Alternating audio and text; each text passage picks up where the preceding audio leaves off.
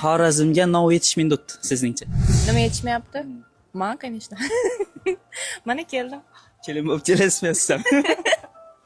Kelin bo'lib bilmadim. Nechasiz?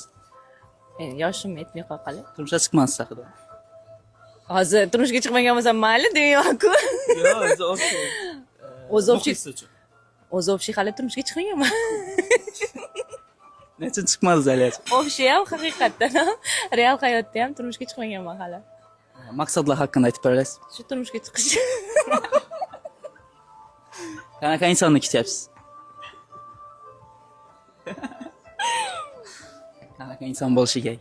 Qanaqa inson?